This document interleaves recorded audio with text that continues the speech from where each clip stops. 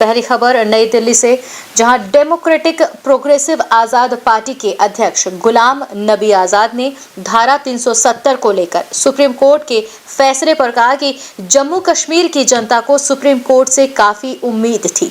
उन्होंने अफसोस जताते हुए कहा कि कम से कम प्रदेश के राजनीतिक दलों को विश्वास में लेकर धारा 370 हटाना था।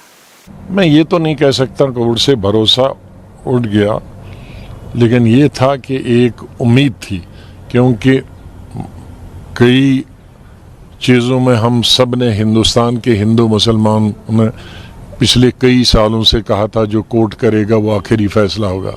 जैसे बाबरी मस्जिद के बारे में कहा था, इसी तरह से और कई चीज़ों में कहा था और उसको स्वीकार किया था।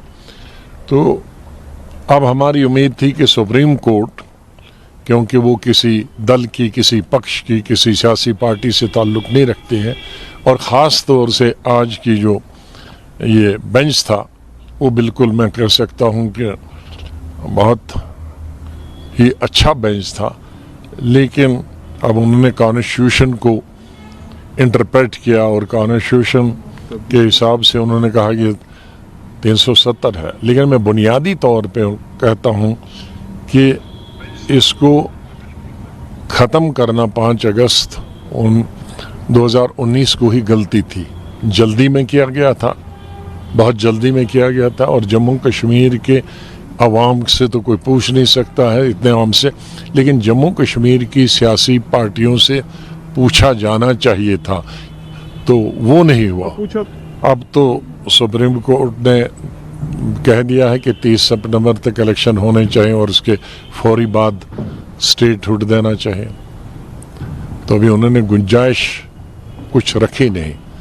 तो अब ये कह सकते हैं कि ये जो फैसला था कोर्ट का, अब अदालत के खिलाफ तो कुछ नहीं कह सकते, लेकिन उससे जम्मू कश्मीर के तमाम अवाम में, हमें, हमारी पार्टी को बहुत मायूसी और अफसोस है। अब वो हम अपने साथियों से बात करें, लेकिन मैंने पहले ही कहा कि तो 2 ही बड़े इदारे हैं, पार्लियामेंट और सुप्रीम कोर्ट, उससे तो ऊपर वाला खुदा है, उसके साथ तो हमारी अप्रोच नहीं है।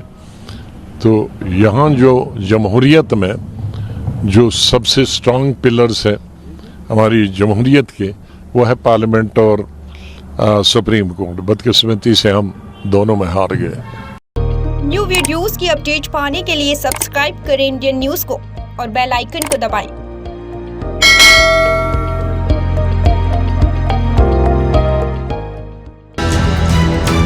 ये है इंदू ब्रॉडकास्टिंग प्राइवेट लिमिटेड और आप देख रहे हैं इंडियन न्यूज, हर पल, हर क्षण, हर सच।